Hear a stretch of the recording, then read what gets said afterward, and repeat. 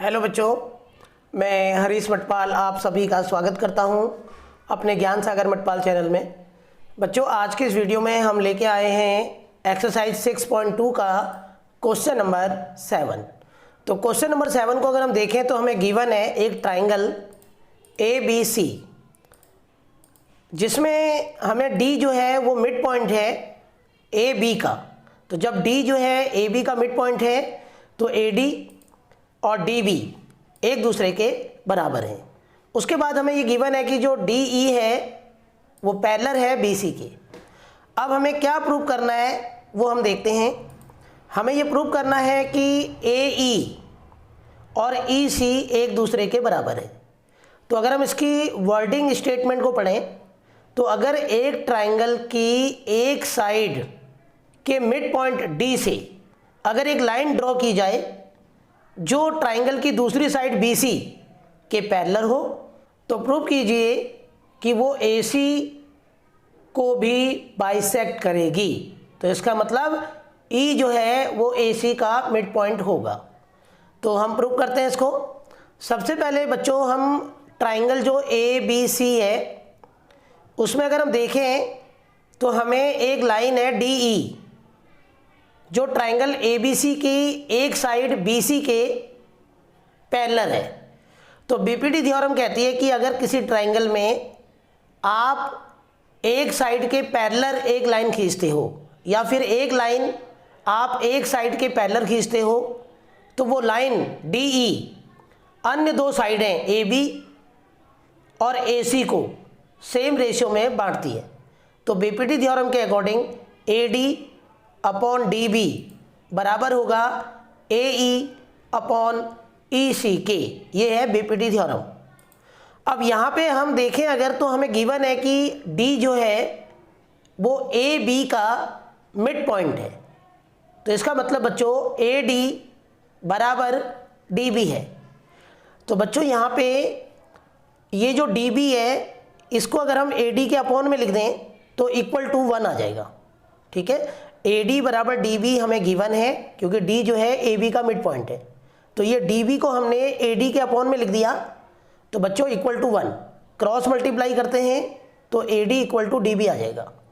अब अगर हम देखें ये जो AD अपॉन DB है, अब जो हमें कंसीडर करना है बच्चों वो कंसीडर हमें ये करना है ये पूरा पोर्शन। ठीक है, जो मैंने हाईलाइट किया है ये पूरा पोर्शन हमें कंसीडर करना है। तो इसमें हमने क्या किया बच्चों, ये जो AD अपॉन DB है इसकी वैल्यू किसके बराबर है, ये दो चीज़ें हमें कंसिडर करनी है कि AD अपॉन DB बराबर 1 है। तो इसका मतलब इस AD अपॉन DB को हटा के इस AD अपॉन DB को हटा के हम 1 लिख सकते हैं। ठीक है, उसके बाद अगर हम देखें तो ये AD अपॉन DB को हटा के 1 लिखा तो इक्वल टू बच्चों ये बच गया AE अपॉन EC। और जब हमने इसको क्रॉस मल्टीप्लाई किया तो हमारा AE इक्वल टू EC निकल के आया।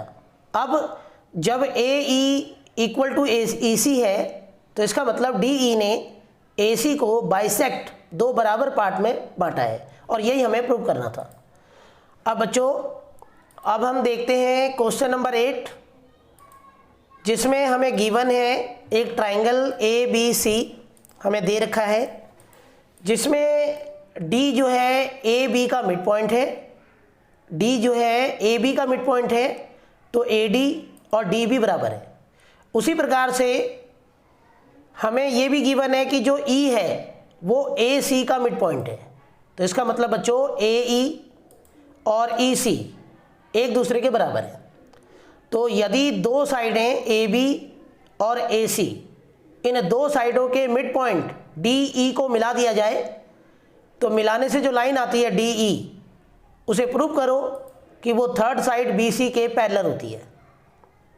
तो जो वर्डिंग में हमें स्टेटमेंट है वो ये है कि किसी ट्राइंगल ABC में अगर दो साइडें AB और AC के मिड पॉइंट आपस में मिला दें तो मिलाने से जो लाइन आती है DE वो प्रूव करो कि वो थर्ड साइड BC के पैरेलल है। तो हम कैसे प्रूव करेंगे, हमें AD बराबर BD दिया है, डायरेक्ट नहीं दिया, ये लिखा हुआ है कि D जो है AB का मिड पॉइंट है। तो बच्चों ये AD के अपॉन में BD आ जाएगा, तो इक्वल टू 1 बचेगा। उसी तरीके से हमें ये गिवन है कि E जो है वो AC का मिड पॉइंट है, तो इसका मतलब बच्चों AE इक्वल टू EC। अब AE के अपॉन में क्या आएगा, EC आ जाएगा, तो इक्वल टू में 1 बचा। ये है इक्वेशन 2। अगर हम इक्वेशन फर्स्ट और इक्वेशन 2 को कंसीडर करें तो दोनों का राइट हैंड साइड इक्वल है 1, तो दोनों के लेफ्ट हैंड साइड आपस में लिखे हमने इक्वल में। इक्वेशन फर्स्ट का left hand side AD upon DB, equation 2 का left hand side AE upon EC। तो इसका मतलब है कि DE लाइन ने ट्राइंगल ABC की दो साइडें AB और AC को सेम रेशियो में बांटा है। क्यों? AD अपॉन DB बराबर है AE अपॉन EC। तो इसका मतलब बच्चों वो लाइन जो DE है वो थर्ड साइड BC के पैरेलल है according to the converse of BPT। तो इस तरीके से बच्चों हमें क्वेश्चन नंबर 8 करना है।